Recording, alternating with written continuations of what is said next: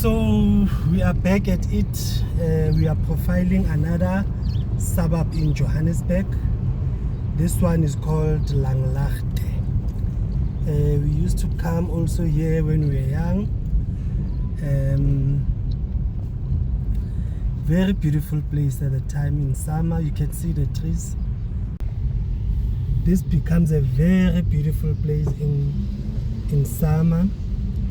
Just from the freeway there, the main Reef Road, one of the busiest streets in Johannesburg, because that's where there's traffic between the CBD and the townships, the southwestern townships. But the irony of Langlaagter is that when you just get off the main Reef Road, you get inside the suburb, then it becomes a different place altogether. Today we want to take a look at the state of Langlaagter today, the residential area of Langlaagter, how it has developed, hopefully to talk to the people who live here now and try to see what this beautiful place has become. From the main road, you wouldn't realize all the slums inside Langlaagter. These businesses have sprung up everywhere, most of them owned by illegal foreigners. This is a squatter camp right inside the major town in the city of Langlaagter. Most of the inhabitants of this squatter camp, they have made a makeshift business of a scrapyard, saying they specialize in hydraulics. This used to be a very industrious, and there were factories and manufacturing plants. A lot of them used to be here in some of these places we will be visiting today. These gentlemen here, they say they are qualified hydraulics mechanics who service many businesses and cars in this city. We spoke to them about what exactly do they do, and one of them was able to explain to us. We do hydraulics here. We service engines and we clean all these parts that are exhausted. Our main focus is on hydraulics. Hydraulics is a process of servicing metal within the engines. Hydraulics also make sure that these cars move the way they should and they are able to carry heavy machinery or heavy load. We do this every day. Myself, I am from Congo and we've been doing this for 20 years. Since many businesses have moved out, we were left doing the same business. I was trained as a hydraulics mechanic, and now I'm able to work for myself. I even hired some people and taught them how it's done. We train our fellow illegal immigrants to work here. These are legitimate businesses. We are here every day. Yes, we do not have a proper workshop, but we are registered. We are not just illegal, but then no one will believe us. We came here and we do our thing. No one is going to move us here. We got this was an open field. We created and developed it into this factory that you see today. This workshop we work from, it was an open field with grass. That's why this is our home and no one can make us to move from this place. We work here. We make a lot of money here with this hydraulics, and many companies come to us for our service, and we are dedicated in what we do.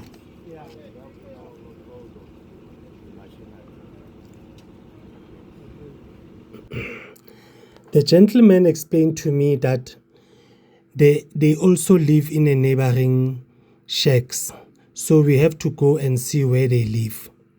But the opposite side of the shacks we went to, we realized that It's divided into two. This side is for illegal foreigners, and the other side, it's for citizens of South Africa.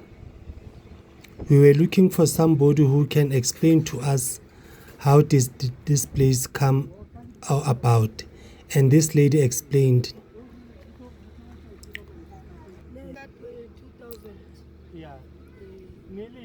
We are here because we lost our jobs at the kitchens.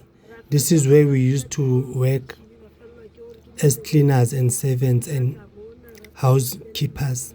But we are here because we have nowhere else to go. I come from the northwest. I cannot go back home. So most of us have created this place. Unfortunately, it doesn't have any form of a service. Look at our taps. This is our tap that we use to drink water. We made it ourselves. Government doesn't help us with anything. They do not help with electricity and they do not help with any water. So we have to make means for ourselves. We have complained, but they think we are all illegal foreigners, so the government doesn't help us. All the sects you see on the other side, they are actually for foreigners, and we are now regarded as foreigners in our own country because we don't have anywhere to go. We are stuck here, and we have called the municipality to help, but they are not helping. All this you see are foreigners. And then we had to leave the squatter camp area and the makeshift factories. This is all what these factories has become. We left to go to the station area. This used to be a popular, busy area. Today, only few people you can see. The place has become redundant. The Langlaagter train station was one of the busiest train stations you could ever come across. But today it's a ghost town. Even the trains are very limited that stop here. This is what Langlaagter has become, a ghost town.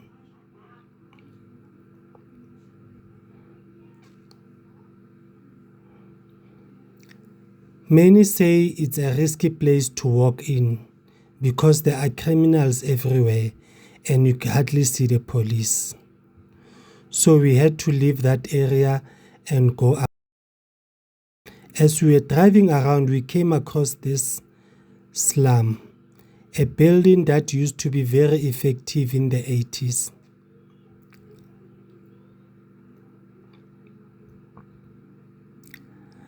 This building, the owner is unknown because we managed to speak to some of the residents here. This 86-room building, it has all kinds of people, from thugs, criminals, foreigners, and even South Africans. The problem is, if they go to the municipality, doesn't even know the owner of the building, so anyone can come in and claim rent. Many South Africans moved out because it was not serviceable, so they quit. Full building is just next to this technical school, and the school is also functioning, but the building is dilapidated. Nobody is able to service. The people service it themselves. We were told that many rooms here are hired out to illegal foreigners by South Africans because they could not dwell in them. Each pay about 500 rands a month, but many of them, they are refusing to pay because there is no service. So it's a constant fight. Some have not been paying rent for months here, and the place has been neglected. Many people came to claim to be the owners of this building in the past year, but no one can really prove that they actually own this building because the government doesn't have the documents for this business. No one has any form of knowledge. In fact, we suspect that the owners of this building have since died, so no one can claim responsibility, and even the relatives of the owners could not be traced, so the building doesn't belong to anyone, and unfortunately the government cannot just take it over because they must have some document. So this is a place where everybody runs to hide or to live or to do whatever they want to do. It has become a very dangerous place, a risky place.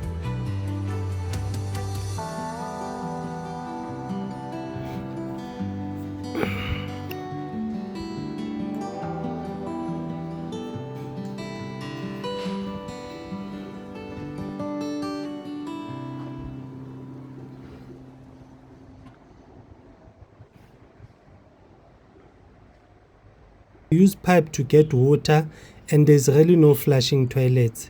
They use bucket systems, and they have nowhere to throw all that.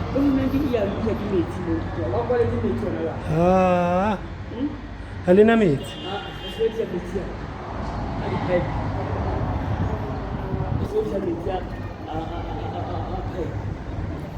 Sorry, Tata Musmo.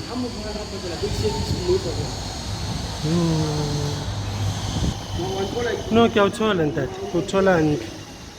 Go thola ntlo.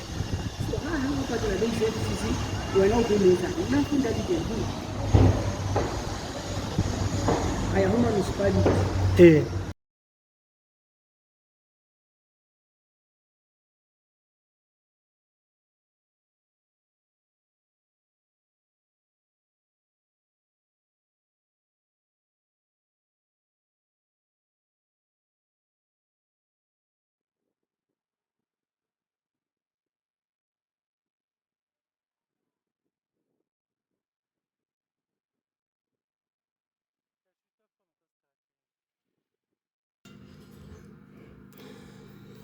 The irony of Langlaagter is that on one street you have that filthy business, but opposite to it is this school that is well serviced and treated as a suburban school.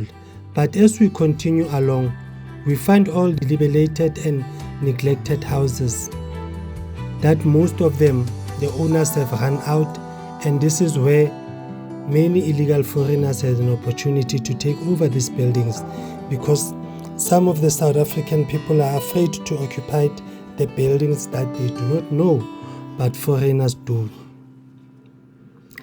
As we walk around the city, we came across a group of foreigners who were willing to talk to us about why they are here.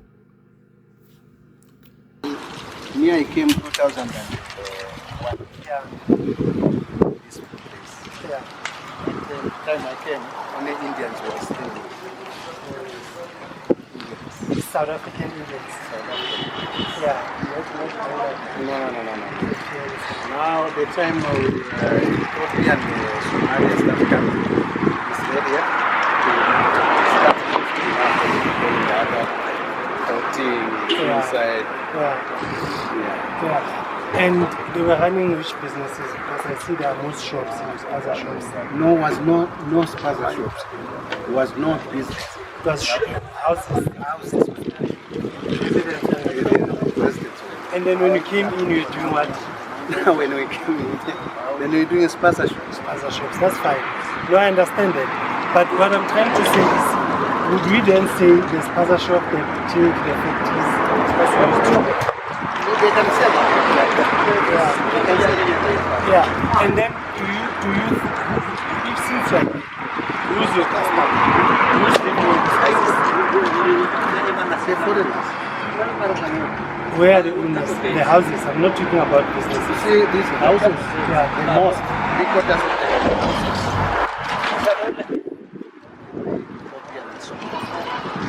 Where are the owners? Somalian people. You mean they bought the house? They bought it. This Indian the time was shifting. Oh, when they moved was in.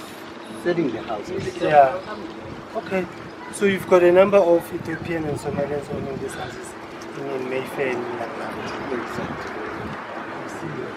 And are you guys planning to revive the factories, or is it's not your?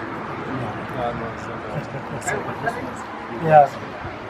Okay. So you're also renting the place. Yeah. And tell me why South Africa? Why South Africa? Yeah. Why did you choose South Africa? in Africa they can't be able to do something with opportunities. Or there's not much opportunities. Yeah, Yeah. yeah. And tell me, how do you feel about the harassment of illegal foreigners? How do you feel? Recently, I heard that here in Mayfair, the Indians were fighting South Africans. Yeah. And how do you feel? No, we Yeah. don't involve. And do you feel what kind of an understanding should South Africa have regarding illegal foreigners? No, we got our own understanding. Them also they got their. Not gonna be easy to understand each other. Sure. That's why Not gonna yes, be easy. that's why we need to talk like this. Because the truth is that South Africans, many of us who says, let people come in legally. So yeah, we say people let them come in legally, and then let's hear what you want to see. Because the problem here is not about foreigners or anything. The problem here is illegality. Now, if somebody says, I've got documents, it's a challenge because there are South Africans who are corrupt, who are seeking these documents. No, it's like me. For the 30 years in South Africa. Yeah. So what do you expect? They mustn't have a paper. No, that's what I'm saying. I'm saying that you can have a bill. The thing is only the migration officers can verify your documents.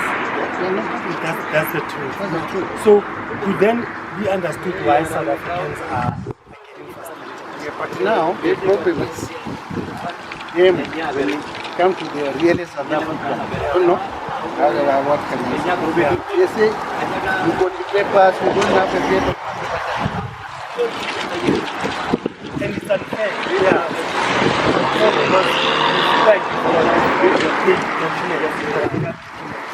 Now the question is, an ordinary policeman in the street, how are they supposed to prove that you've got legit documents? You see where the challenge is? Or the police? Yeah. Oh, I didn't know. They So they can verify that you are legit. Yeah, that's good if that's the case. I just wanted to do that. But do you feel safe, generally? Not too much. The people still People still like Malawi is too much. People from Malawi. You see, But the march has never been to this area. This is what Sometimes they're coming. They used to come. continue. Yeah, it was. Yeah. the police were here. Yeah, but they march tomorrow. even They was here. Gentlemen, tell me where do you come from? Which country? They was there. We are from Malawi. Malawi, Somalia. Yeah. And you are saying Even from Mozambique here. Mozambique. And you are saying you are coming to South Africa for better opportunities. Exactly. Your countries, there's no much. No much. What's the problem? Let's say Malawi. Okay, example like our country. Yeah. It's economy. What's wrong? No leader is problem. Remove No, them. it's not Remove them. you see, everyone is going to come in the corruption. In our country, I wanted a Zimbabwean guy. Just I want a imagine Zimbabwean It's guy. our country, it's not Nigeria. that president from Zimbabwe. You see, leader when you come coming from a corruption. Who? I know. Langlaagter. But like for our country, Guys, yes, yes. sir. No, no. Yes, Like what for you are our saying. country, there's not a leader. We're in Malawi. I say so there's no meaning. Oh my friend, when a leader trying to change it the life, he's gonna try in my Guys, how do See, you everyone, feel? every president when you leave them, There's too much. you have rich, you have this much for Dwight, you have this much for the English. Why you do like that, leader when you come? Any leader when you come was poor, but when you leave, you have rich. Did you challenge your president? No, that's the problem, my You friend. see, we don't have such a freedom like the way you. So you can't challenge your We president? can't. We don't have. You know money. So in Malawi you can't challenge your president? But in Zimbabwe, they can Okay, Malawi, like now, it's much better. You can argue with them. Yeah. But last time, No, you see the money. What about money? You must change it like 20 Guys, rand. but do you understand we had the same issues in South Africa with the apartheid government? People fought, people died. Do you understand what I'm saying? Yeah. So I'm saying, are you saying it's difficult to do that where you come from? but also let us be clarified. Yeah. You see, like in Malawi, Yeah. we don't have diamond, we don't have gold. So the problem is not even political. Political, It's just they're that making you don't have worse. minerals. They're making it worse. That small amount they're getting, so they're sucking. Everyone is pulling there and then. So that is a problem. It's like here you got my diamond. Yeah, mines and also In Malawi, we don't have platinum that. and all that. We don't have. Yeah, but you could do agriculture. Agriculture, we do. It's a small country. Malawi is a We small do. Now here's another question. When you came here as men, you left your grannies and your mothers. Exactly. What happens with them? You see that amount we're getting, we're sending. The survivor here. You see now, like Malawi, Yeah. people, each and everyone there, they're suffering. They're gonna be suffering. It's not the same like Since here. they go back, they're going Yeah. to It's not the same like here. They're not granted us, right? Yeah, there's no grant, there's nothing like that. When you get your children, you're getting something, or you're not working, you're getting something. When you order, you get no, you don't get nothing. No, for the first time I understand why you... But I'm just saying, guys, have you ever thought at some stage you must challenge your government?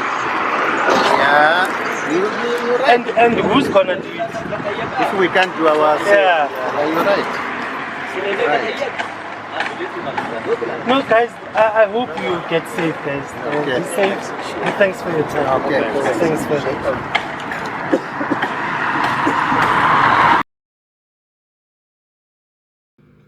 Johannesburg is an irony of a city that is divided into two. On one side, you've got this big shopping complex that are carrying the city's economy. On the other hand, you've got slums. Langlaagter has been in business for years, and there is development on one side and failure on another side. Many people are working here. In fact, the main Reef Road is one of the busiest roads in the city. This road has been carrying business for years. Trucks travel in here to various parts of the world. Langlaagter still has many factories that manufactures goods that are transported all over the country, and they start here in this road, the main Reef Road. Today, there are many developments. The Chinese companies have come in and they are now running Langlaagter. Langlaagter is still maintaining its economy, but in the hands of government and Chinese partners. Today, they are building a bigger mall that is bigger than the existing China mall, which they hope it will make millions, which they hope it will make billions after it starts working later this year. Langlaagter, would it always remain a slum, or there is hope with these new developments? Only time will tell. We know that the government is only interested to be viewed as doing business on the main Reef Road. But the problem is when you get inside Langlaagter, where you see the slums. Hopefully there will always be business. Hopefully, as the economy of Langlaagter grows, it will get rid of the slums. Hopefully the government one day will realize that what needs to be done is not only to build business along the main roads, but to get inside the townships and the cities to see what is really happening, to get rid of the slums, and to attend to the issues of illegal foreigners, because they are just here to be visible where there is business, not to develop where people don't see, because the slums are right inside where people don't walk, where many people don't go and people are afraid to go. But where there's big business, there will always be like all is well, when the city is dying slowly from the inside because of the slums.